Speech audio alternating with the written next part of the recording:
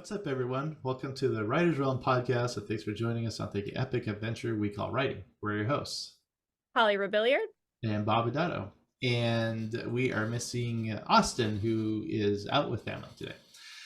Today, we're going to be talking about having the right mindset with a writing coach with Riley Lindhardt. Hi, Riley. Hi, How are you? Tell us all about I'm yourself. great. I'm excited to be here.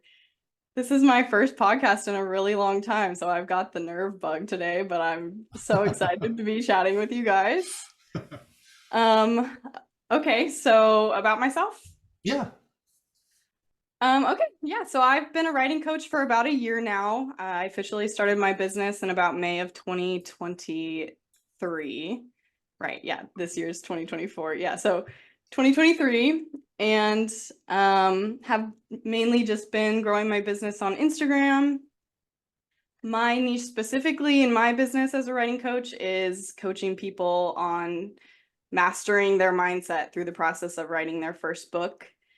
I noticed that specifically in writing my first book, that where there's kind of like two sides of problems. There's the skill barriers and the learning just the general how to do things well, and story structure and character development and how to tie all those things together. And then there's overcoming all of the mental drama that your brain chucks in your face the second that you start sitting down and trying to write something. So that's what I coach on mainly. And I'm a certified life coach from the Life Coach School. I got my certification in 2022 is, I believe, when I finished certification. And I've just been working on coaching people ever since. Nice. Now, how can people find you? I'm mainly located on Instagram at the moment. All of my Instagram posts do roll over to Facebook as well, but Instagram is my main place where I do all my interacting. So you can find me technically on Facebook as well, but my Instagram is Riley Lindhardt Coaching. Okay. Yeah, and that's where Perfect. I'm at. Well, we're all excited. I came across your Instagram because that's pretty much where I live, is Instagram. Either it's funny reels, cat videos, or authors. But I came across the writing coach posts, and I was just fascinated. So, I mean, let's pretend I'm a brand new writer, and what am I gonna get? I guess what can you offer me as a new writer? Okay, yeah. So let's say you've never written a book before. You're starting at square one, and maybe you have an idea. Here, we'll talk about for a second what my experience was with writing my first book, and I'll let you know how that can translate onto your question. But when I was first getting into writing, I would maybe write like a chapter or two on a story. I would get super excited about this one idea, and then I would dive into it head first. I would never really outline or anything. I just was like, oh, I've got this cool character, I've got this cool premise, and I would just dive into writing chapters. And I would write maybe a chapter or two and start to get this feeling like I had no idea what was going on anymore or where things were going. And the idea of just continuing down that path to a completed novel felt completely overwhelming and confusing and complicated. And so I would get a new idea for a new story, and I would say, oh, that sounds a lot cooler and more fun than what I'm doing right now, so I'm just gonna go ahead and dive in and write that instead. So I think when you really batten down and you decide, no, I'm committed to this, I really want to write this one book, that puts you in a place where you just have to push through all of that discomfort and all of that unknown and crap that comes up. You'll get the imposter syndrome of, who do I think that I am, thinking that I can write this book, and how do I overcome this part that's super hard for me, and all of this stuff. And you kind of just have to push through it. And I think that there's so much advice out there about, here's how to master story structure, here's how to do X, Y, and Z for your book, but there's not really a step-by-step Here's how to overcome the self-doubt. Here's how to stop procrastinating. Here's how to, Mm, all of that good stuff. And so that's what people tend to come to me for, mm, is getting those how-tos. And I teach first-time writers kind of what would you say, like the step-by-step process of managing the thoughts and the obstacles that pop nice. into their head. Yeah. It's actually really fun that we're talking about this today. Just this morning, I was working on a social media post, and it was my 3 reasons why you're being held back as an author, or how you're Mm, holding yourself back as an author. And one of my favorite points is that as writers, we're constantly comparing ourselves to authors that have published multiple books, right? These are our favorite Mhm. authors, and we right. want to write just like them, and we want to be just like them. And so it's very discouraging to writers to think, they read their stuff and they're like, well, this is nothing like my favorite author, so I'm not a good writer. And a lot of the times they give up. Um, but we forget that, these authors have, one, been doing this for a very long time, and two, they've written many drafts, they've had many people read through these things, and they have very expensive editing teams going through their stuff Yes. line by line by line multiple times to Mhm. make this amazing book happen, right? Um, so I just think it's so important for people to just remember that you can't compare yourself to these other authors, because it will absolutely wear you down. Mhm. And you don't want to be like another author. You want to be yourself as an author, because the reason those people stand out is because they're different from all the other authors. Mm, So Yeah, true. it's that's a great point. Yeah.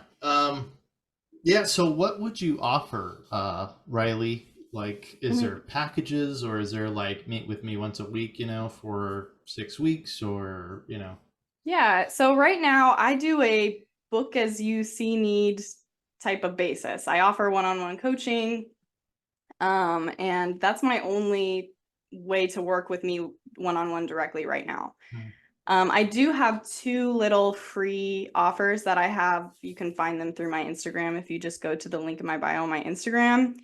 And one of those is a little worksheet that's going to help you really dive into the development of your main character.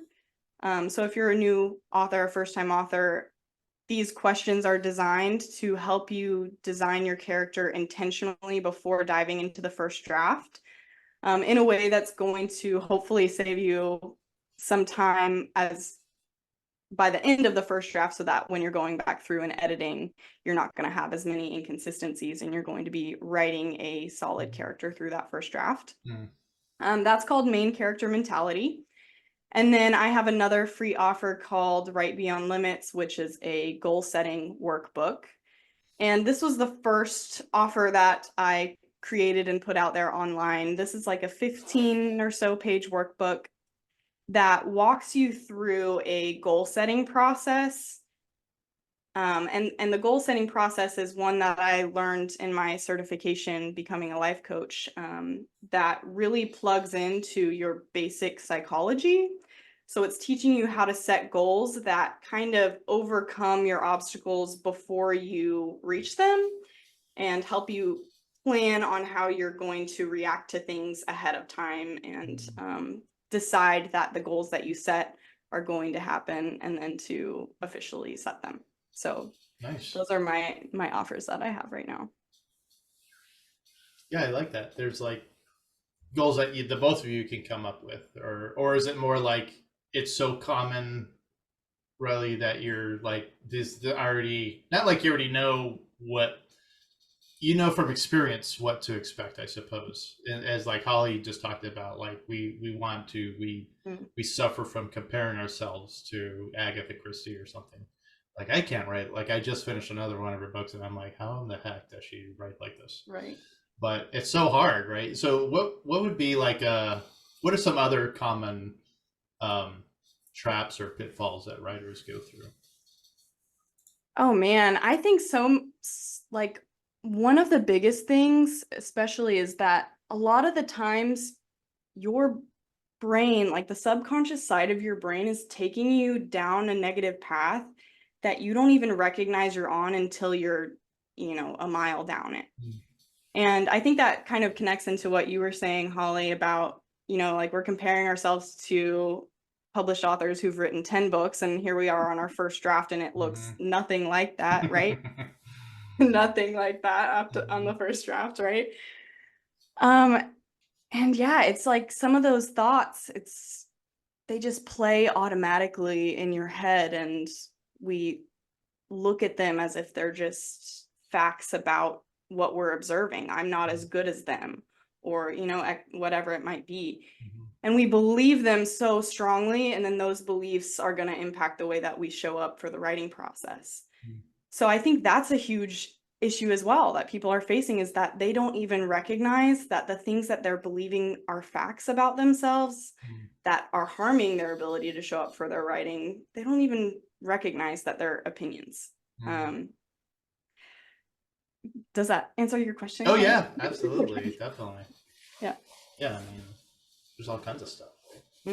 I cannot for the life of me remember what book it was. I was listening to an audiobook about this, but they said something similar, and it was kind of like, you think these things about yourself, and the more that you think these things, the more you become that way, right? Like you're basically reinforcing your own negative beliefs about yourself, and then suddenly over time you've done that so much that just becomes who you actually are. It's no longer who you think you are, it's actually who you are. So it's so important to like step in and try and get some of those negative habits or negative thoughts out of the way, so you don't become them.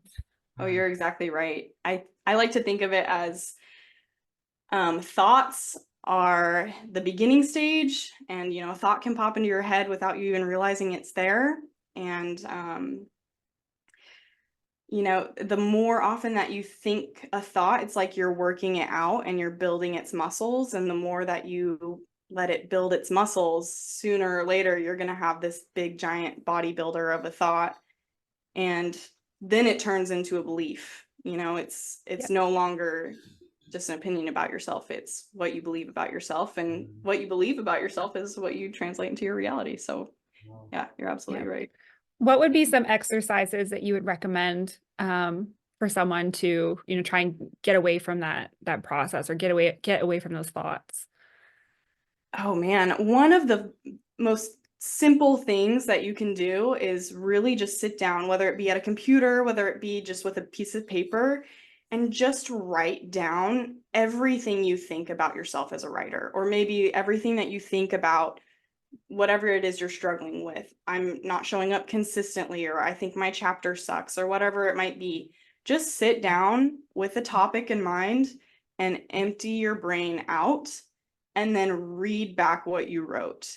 Just like looking at the thoughts, and don't hold back on all the baggage and the ugly stuff that your brain throws out there, and like judge your thoughts. Just put them on the paper and then read them. And looking at them on the paper can sometimes just be a huge wake-up call of like, whoa, this is what is going on in my head. This is what I'm playing on repeat, and this is what I'm expecting myself to fuel my actions to write my book with, right? And so yeah, that's a super good exercise. Yeah, and I know athletes will picture themselves, right, crossing the finish line first, or shooting a goal, or it's like exercising their thoughts, I suppose, right? So what we're kind of talking about is the bad thoughts and what to do with them, but you're gonna have to remove those negative beliefs. You're gonna have to replace them, right? So we're replacing them with positive. So would it help, like me, like say, I'm having trouble, just finishing a book or whatever, and so would it help if I replace those negative thoughts with positive ones? Like, okay, I see the end, like I can't wait to see the end, kind of a thing, where I'm actually writing the end. I mean, or is there something else that writers can do to? Oh, you're right on track with that. You're right on track, and I'll go off on a little side street here for a second, and I want to talk about affirmations for a second. Okay. Because a lot of times you'll hear people say like, speak positively to yourself, and you'll start to act that way. You know what I'm saying? And Right. I don't necessarily think that that's true. Because if you are repeating things to yourself and trying to get yourself to believe thoughts that you don't actually believe, all you're going to end up doing is reinforcing the negative thought that you have. So, for example, like if you have this thought, I hate everything that I write. Okay. If you're going to repeat the affirmation, I love everything that I write. I love everything that I write. I love everything that I write. Even though you don't believe it, your brain's just going to throw back at you. No, you don't. No, you don't. No, you don't. Right? Yeah. So it solidifies that first thought. And so I would say affirmations, that's not necessarily the way to go if you're trying to flip your mindset. Okay. You can definitely find positive thoughts, but you have to make sure that they're thoughts that you believe. If you're really going to try to latch on to switching your mindset around. But one way that we don't normally think about doing this is when I first heard about thought swapping, this was so alien to me. But the idea that instead of just jumping from negative to positive, you can jump from negative to neutral. And so instead of I hate everything that I write to I love everything that I write, you could just go from I hate everything that I write to I write stuff and latch on to thinking that belief and practicing that belief, because at least that fuels an emotion that doesn't actively, Right. like tear you down. Yeah. And then from that neutral thought, maybe after you're good at thinking that, you can try to think something else a little bit more positive, right? Yeah. Yeah. So that's a really fun tool that it's so interesting because even just making that tiny little shift can have a huge, huge impact on your ability to show up for your writing effectively. One of my favorite things to do is when I'm going through and I'm writing, or when I'm going through and editing or whatever, I will pick out sections or little quotes from my novel that I really, really like. Because, we don't love every single word that we write in a book, right? But there's some that just stand out that we put a lot of thought into, and we're just so proud of how that moment turned out. And I always set those off to the side. And then when I go to do promotion for my book and things like that, I'll pull those quotes out, and that's great for advertising, but it's also really, really great when I have days where I'm like, I'm just not really feeling like a good writer. I'm not feeling good about myself. I don't know if I want to keep going.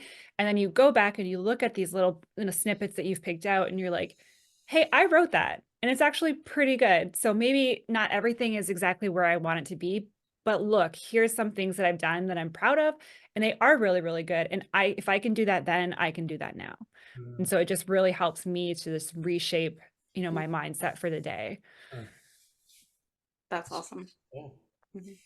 Yeah. I mean, this is really fantastic because we're always talking about like how to write better, I suppose, how to write a fight scene or how to write better dialogue, but like those are all like actions. That's kind of like the flower, I guess, that's trying to bloom, and we're talking about the root, where it all starts is in our head, right?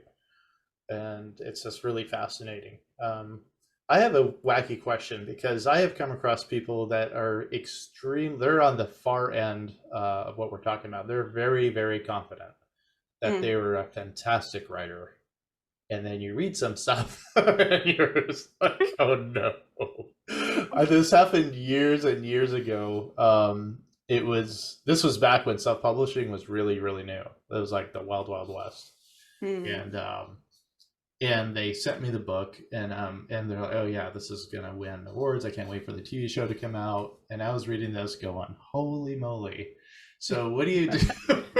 Do you have any people, do you have anything like for people that are too overconfident, or how can we? Oh man. I don't know if you've run into that yet. I haven't run into somebody who's super overconfident. Normally people that are coming to me have the opposite problem of just like, I'm nowhere near good enough, all of that stuff. But oh man, I don't know. I guess for anybody out there who's listening that thinks there's a possibility they have the overconfidence bug, beta readers are your friend. Yes. Beta readers. And maybe even anonymously send them to beta readers so that they're, Anonymously.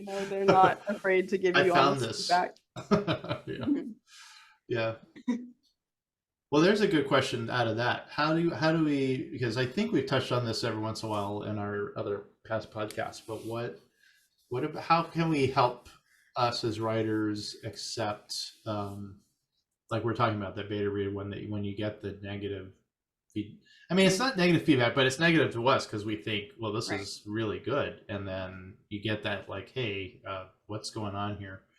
No, and it can be really hurtful because there's definitely a lot of new writers that are afraid to even show anyone this stuff Yeah. because they don't want that, right? I mean, I don't know what it is. So how can we help with that?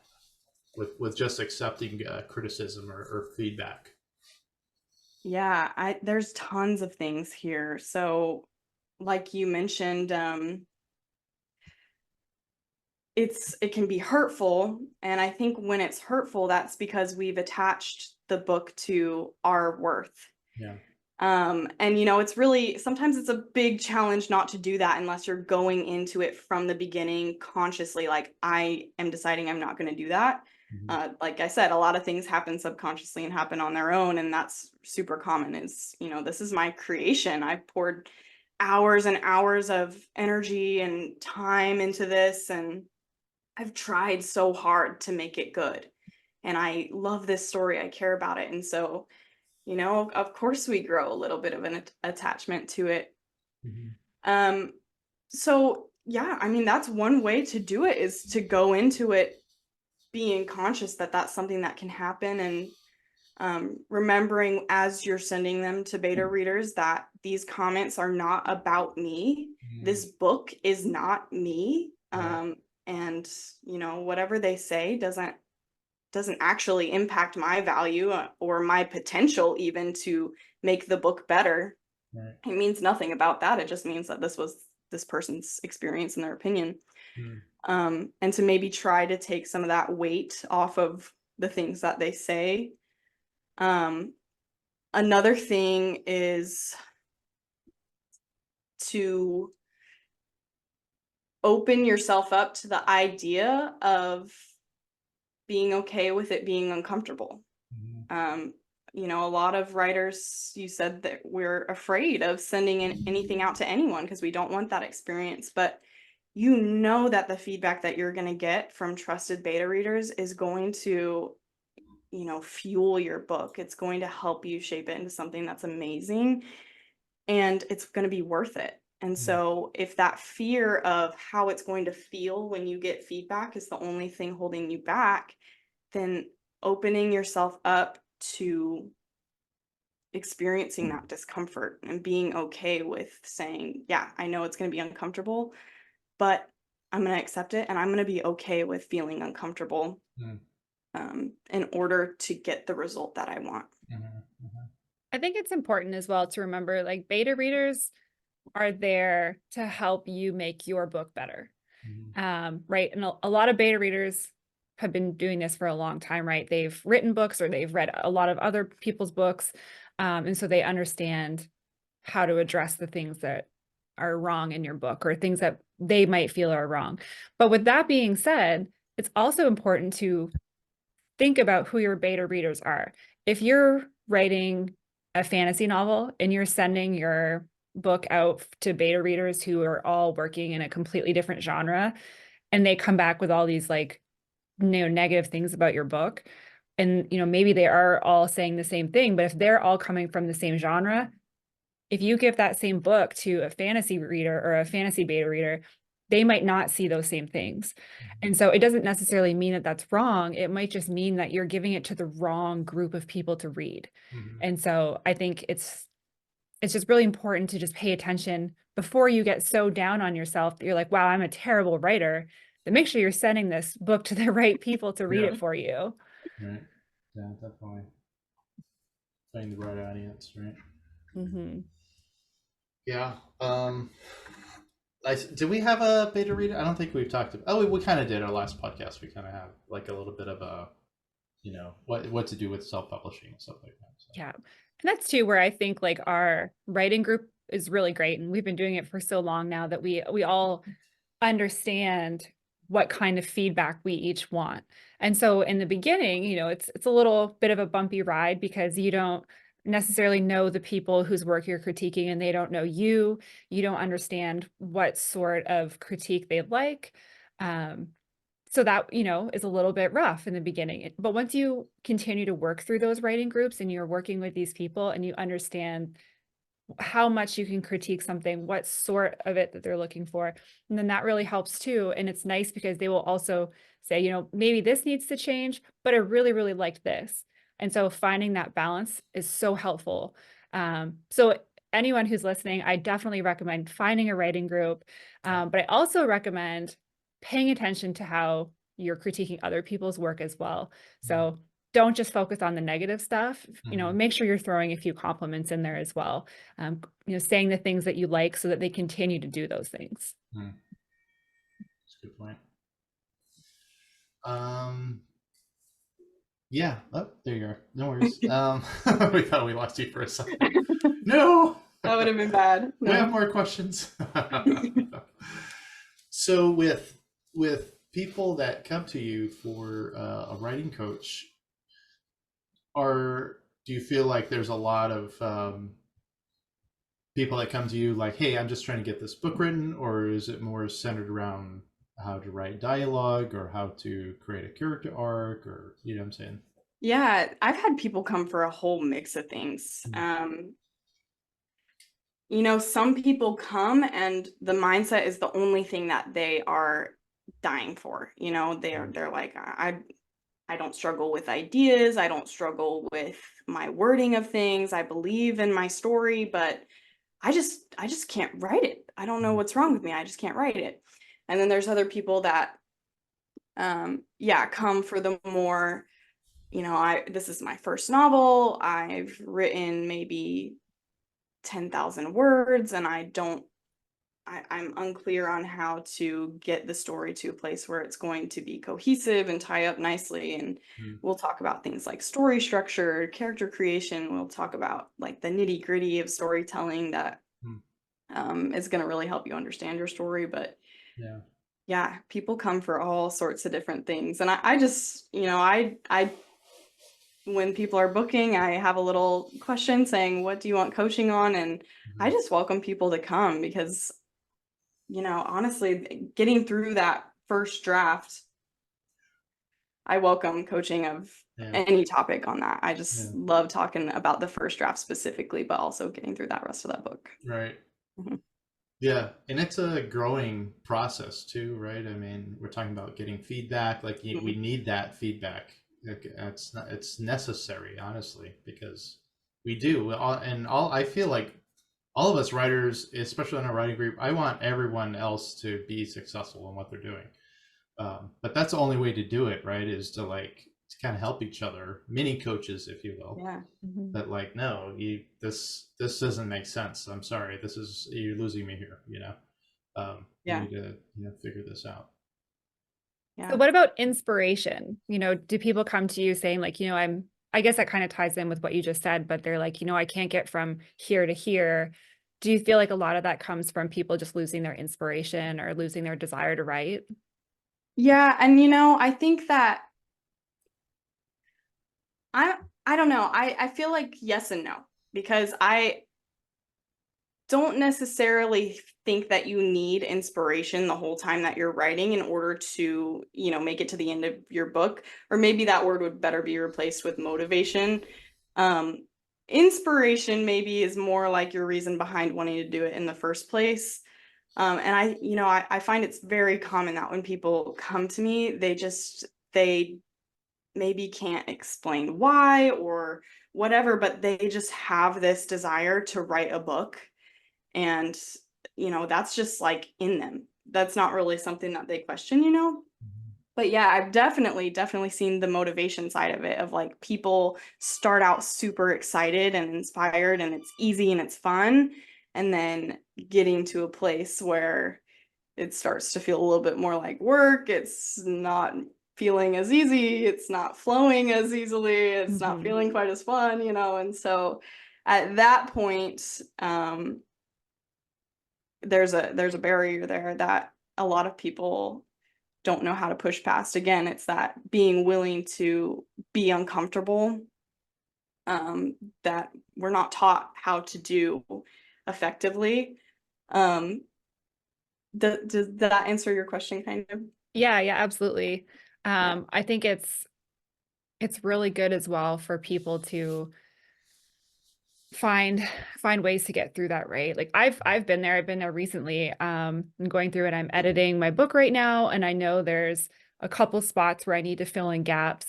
And I'm looking at this and I'm like, okay, I know I'm here and I need to get here. But what happens in the middle, I know is like kind of boring, but very necessary.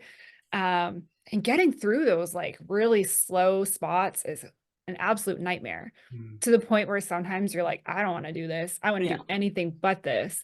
And so for a while, I would let myself get sucked into that. And then I would just not write, because I can't write anything past it, but I can't write that spot either. So then I'm not writing. And I'm like, well, this isn't productive either. So I think it's important for people to find like whether they can talk to someone about it, or they can find another way to get themselves back on track, or something else that they can work on, until they're able to push through, right? For me, it took a couple settings. Like I had to sit down and really, really get through it. And like, I think by the third time I was like, okay, this is what I need to do. This is how I'm going to get through it. But I was also talking to someone recently who does book cover design, and she said she's also a writer, and she uses her cover designs as a way to keep her creative flow when she's getting writer's block. And I thought that was really cool, because, you know, she's like, it's a completely different thing. If I can't write, I can't get past this, I have something else that's book related that helps inspire me or helps keep me going, so that I can eventually come back and finish what I started. So I think it's just finding a way to get through that, whether it's, you know, coming and talking to someone, or finding another technique it's really helpful and really important.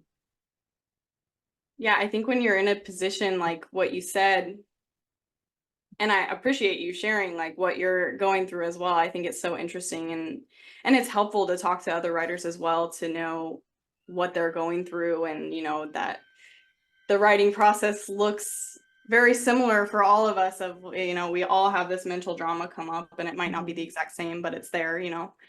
But anyway, I think when you're in that position, you've got like two options, and one is to maybe take an intentional break and say, I'm going to walk away from this for this amount of days and I'm not going to think about it.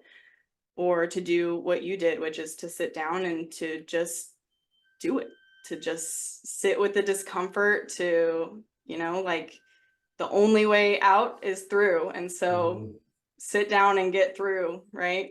The brain loves to fight you on that, but on the other side of it is the rainbow after the storm, right? Yeah, you make a really good point there too, that like we've all kind of gone through the same things. I mean, we've all had writer's block. We've all had rejection letters, you know, J.K. Rowling and like Sarah J. Maas and you know, Stephen King, they've all had rejection letters, and they didn't stop.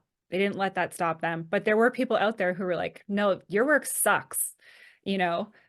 But where are they now? Because they kept going. And that's what's important, is that you are not alone. Like there might be different variations of your problems, but if whatever problem you've had as a writer, I know someone else who's had that problem, and you probably do too. Yeah, would that, you think that would help somebody? I think that would help me, just knowing, like, I just got to relate, because I've definitely have put my my first book out, and I knew I was going to get rejected, and sure enough, I got 6 rejections back. But I'm like Holly just said, like we all know, like, look, I'm not the only one who's gotten, like, this is very common, right? Like, unfortunately, we may think, well, I just wrote a great book. I poured my heart and soul in. It took me 6 years to write, and you know, well, I can't wait for the movie deals to come in. But like, it's like it's good. We're gonna get rejected, like, you know. So I feel like that would help, right? Just knowing other people have been down the same road. Yeah, definitely. I think like normalizing and talking about things as well. And then I think also one thing that can help specifically with rejections is doing hypotheticals with yourself and saying, all right, if I could guarantee that I was going to get the publishing deal of my dreams and I had to get rejected 500 times to do it, would I be willing to do that? And kind of framing it that way, because it increases your willingness to try and to be willing to fail and kind of look at like racking up failures as a success in itself. Oh, cool, I got a rejection. There's number 10 out of 500 or 10 out of 20 or whatever I'm going to have to get in order to get that publishing deal, and kind of make it fun for yourself, you know? That would be fun. That brings up a good question. That's interesting because I was wondering if I should ask this. So I just hired Riley just right now. Also, I need to check later for this question. But like professional advice on something. Now I know, we're talking about getting your first book done and all that. Well, I just finished my fourth book, and I was holding it earlier downstairs. I printed it out, and the copy that I was holding was for my wife to go through with her red pen, and I've printed a few others out for other people, but I cannot, this joy you're talking about, like, I don't know what it is, but like I don't have that. I am not enjoying the finished product. Not like I'm not happy with the book, because I do love it. Like there's a lot of really good stuff in there. But I don't know what it is. Like I know like people celebrate and all that, but I remember after my first book was done, like I didn't do any of that. Like I don't know what my problem is, but like I just feel like I cannot enjoy what I've done. So is there anything that you could help me with that? Yeah, I mean, I would get curious with yourself as to why you think that is, because it could be a good thing or it could be a bad thing. I mean, it kind of depends on how you look at it. Mm-hmm. It could be totally neutral that you don't feel the need to celebrate your stuff, right? It's like Mm. you like writing books, and when it's done, you don't feel the need to celebrate. But I mean, does that bother you that you don't Yeah. have, that it does bother you?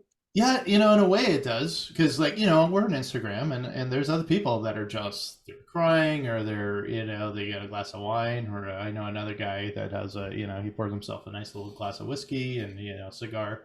But like I think what I'm busy thinking, like, well, I've got two more books to do, and then I'm done with the series, or okay, I got to get ready for marketing, or what I mean. Like there's no like rest with this thing, so Yeah. I don't know how to get past that. I think that then, I mean, and this is me speculating, but I think it's, if you want to be the type of person that slows down and celebrates, then we would find a way to deal with the thoughts that are prohibiting you from doing that. So if you view it as a problem, if it does bother you, then 100% there's an option to become the person that does celebrate your works, if that's who Okay. you want to be, right? Right. And so in a session, you and I would probably really dive into the specific thoughts that you're having that make it so uncomfortable for you to do that. Right. And dive into your options of, like, show you what those thoughts are actively creating, what emotions they're creating, what actions they're driving you to take. And then we would dive into, well, the results that creates, that's what you're getting right now. And if you want a different result, here's exactly how we're going to get there, by choosing different actions, by generating different emotions with the thoughts that we're choosing to think. So for you, we would definitely do some intentional thought swapping there. Nice. Yeah. Yeah. Oh, thank you. Mhm. I like So that. kind of coming off that, this is totally off topic. It's related, but it's a little off topic. We love those. I have been a competitive horseback rider my whole life. And I will never forget, I had been moved up to a new level and was working really, really hard with this horse that I had brought along myself. And every time I competed with him, I would leave like feeling good about something, like, we had accomplished this, or we had done this, or this went right. And I will never forget when I won my first big show on him, like big competition. And I felt it was like felt very anticlimactic. Like Mm, I finished the show and I should have, like you said, been like celebrating and so excited and so happy. And I was, but it felt very flat. And I mhm, started thinking about it. I'm like, why am I not more excited? Like, this is a huge accomplishment for me. It's a huge accomplishment for my horse. And I was just kind of like, it doesn't really feel great. mhm, And the more I thought about it, I realized it was because I hadn't accomplished any goals mm, at that show. So I had won, which was great, but I didn't personally feel like we had mm, gone above and beyond or accomplished any goal that we hadn't accomplished before. mm, And I realized in that moment that I needed to make sure that I was setting a couple little small goals for myself for every single show, because then I mm, actually had something to work towards, because I didn't want to work towards just completing it. I wanted to, I didn't want to just win. I wanted to actually feel like we had improved somehow. And mhm, that for me was a huge, like, my mind completely changed from that day forward, thinking about my shows, because it no longer became about winning, because I realized that doesn't actually feel as good as it's supposed to all the time. Yeah. huh, So just like setting like a little goal, and it's great if your goal is to just finish your book or finish a chapter or write one really good fight scene. Like, mhm, you know, I just think it's just finding something to a little goal or something, because when you accomplish something, we feel good. yeah, So Yeah. That's a beautiful point, Holly, and an yeah, awesome story too attached to it. yeah, And I think that that definitely applies to you as well, of like, right, yeah, I think a lot of us don't think that we're goal setters. mm, I created my first freebie of it's called Right Beyond Limits. It's my goal setting workbook, and it teaches people, yeah, exactly what Holly was talking about, this psychological impact that setting and achieving goals can have on you. mhm, And I don't know if you are really a goal setter in your writing process, but that's a good way definitely to have marked milestones of, when I achieve this, I get to have that dopamine hit. I get to mm, celebrate myself. I get to feel good about the fact that I've done it because I stretched myself to be able to do that. mm, One other thing that Holly made me think of was when I wrote a post a long time ago about, should publication be your number one goal as a writer? And, you know, everyone can have their personal opinion, but in the post, I kind of talk about how I personally think that it's better to frame your mind around turning yourself into the type of person that can write amazing books, having that be your main focus and your main goal, rather than I'm only a good writer if I've achieved publication in the way that I right, perceive it as being an accomplishment, right? And yeah, so when that goal is to turn yourself into an amazing novelist, an amazing writer, there's mhm, so many areas and avenues for you to be able to improve yourself. You right, can improve your ability to write a draft quickly, or to craft amazing characters, or whatever it might be, or to show up consistently, or there's a million different ways that you can mm, improve yourself there, and then the successes truly start to rack up a lot mhm, more often. yeah, I think it's got to be tough as well, because Bob, like, this is your fourth book in this series now. right, And for new writers, like, it's always exciting when you first finish your book, or when you Mm. first publish it, or when you first have your cover designed. All of those firsts, once they happen, that the first is over, right? And it's never as exciting going forward. And so I think that that's probably got to be really hard for you as well, because you're also coming to the end of your series soon. mm. And not to depress you or anything, but you have you have lived and breathed these characters for so long, True, that it's like at the end of that series, or when you're coming to the end of it, it's like it's almost like sad, you yeah, know? Like yeah, you're thrilled to finish writing your book, but you're yeah, also sad because you're no longer spending time with these characters. true, So it's like, I think it's so hard as a writer to be able to be excited to it's like being excited for a breakup. yeah, Like, it is, you're right, I think that's true, Yeah. In a way, I want to move on. You know, I have like a million other book ideas, so I need to get Mhm. started on some other stuff. My wife had just asked me this morning, "Hey, what's going on with this other series?" And I'm like, "Man, that's like next year sometime. Like Yeah. I don't have any time for that right now." If it's not Barbarian Barista, I don't want to hear about it, Bob. That is the Thank you. only series I want to hear about you You're writing. so funny. Thank you. Yeah, that's another series. No, that's great. So, I mean, Riley, you talked about setting goals in the beginning, you know, and I'm going to guess that these are attainable goals, right? Small, attainable goals. Like I can't sit here and go, okay, well, as soon as I hit my 1000th book sale, then I can feel good about myself. Mm. You know, there's levels to it.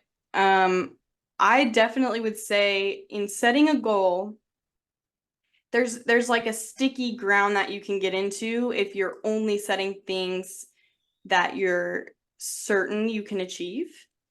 And part of that is because if you're not uncomfortable, you're not growing.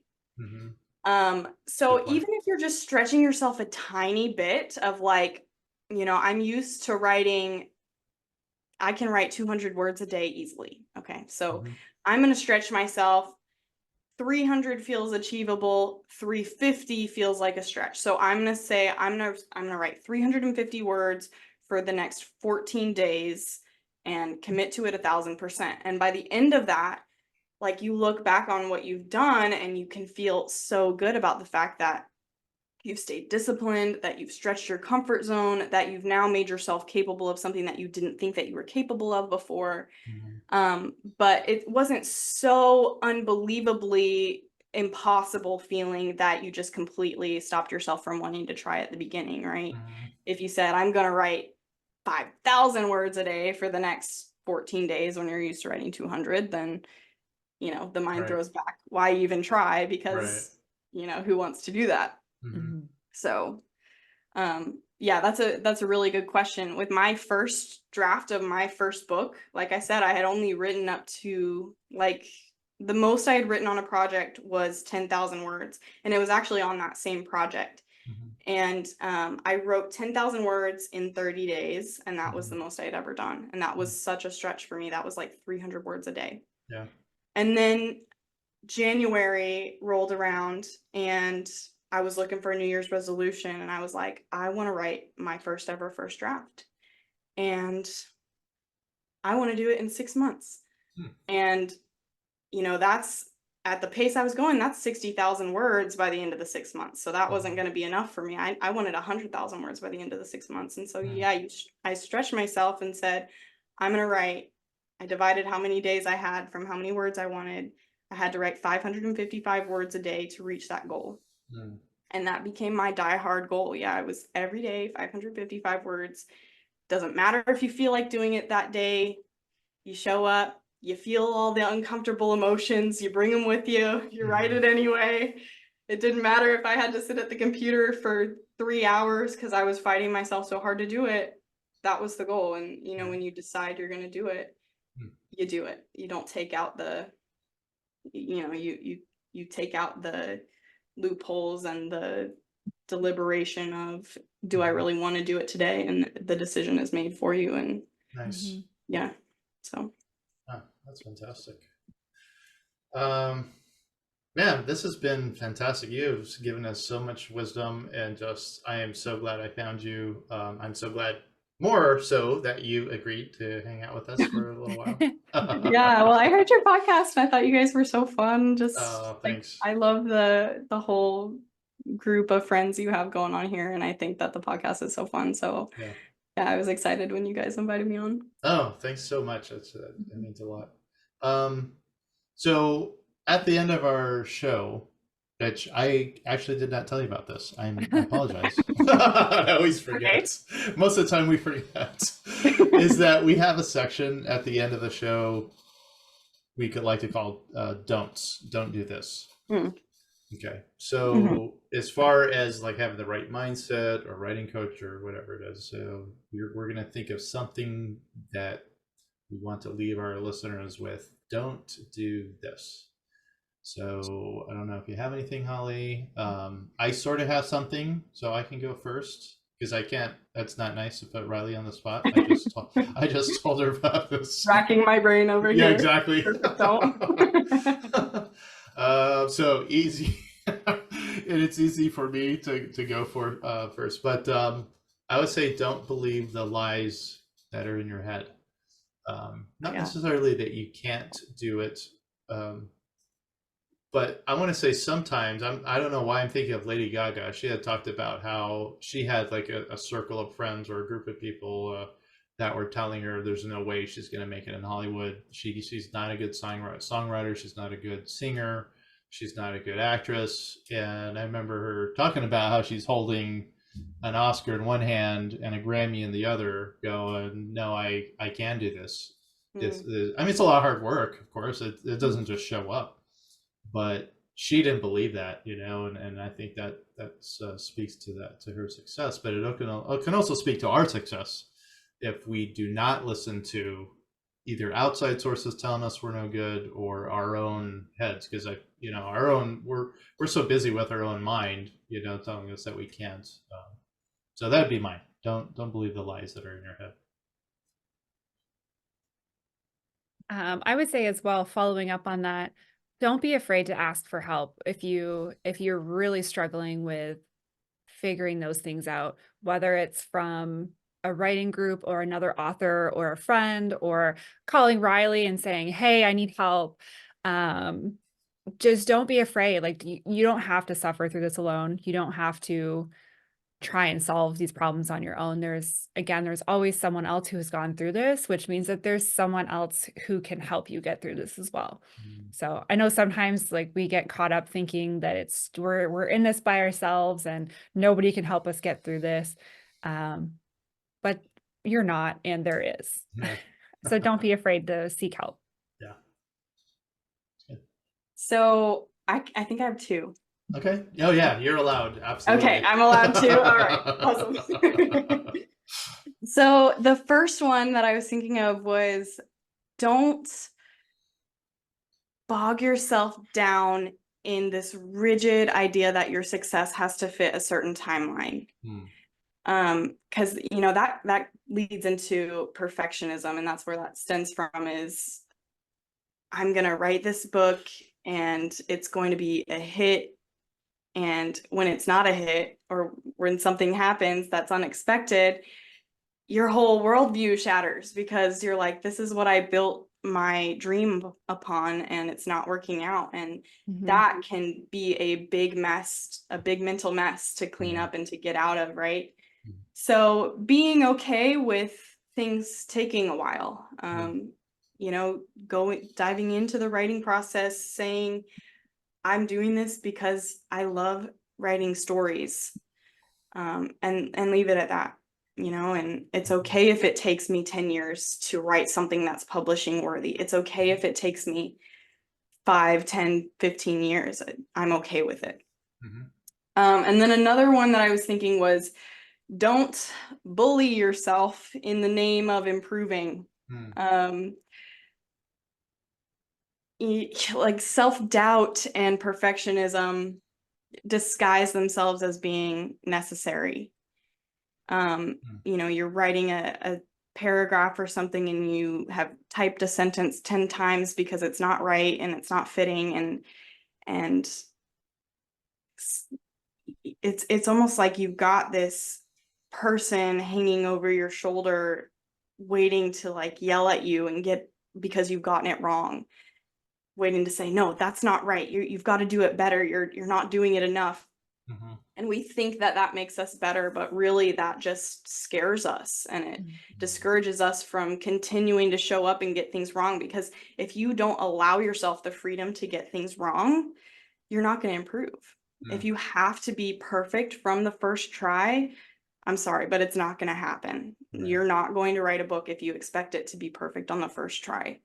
So yeah, open yourself up to the idea of failing being okay, failing being how you learn, and don't beat yourself up for the fact that that's a intrinsic part of the writing process. It has to happen.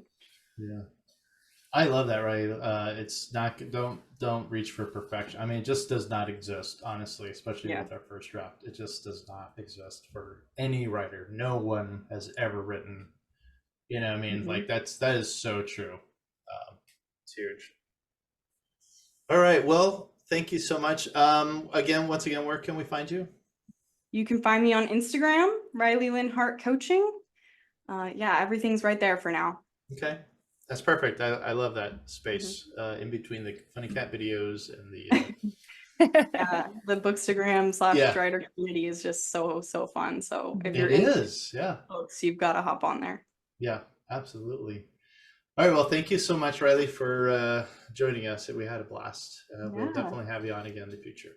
Oh, awesome. Thank Yeah. you guys so much for chatting with me. I just Anytime. loved it. Yeah.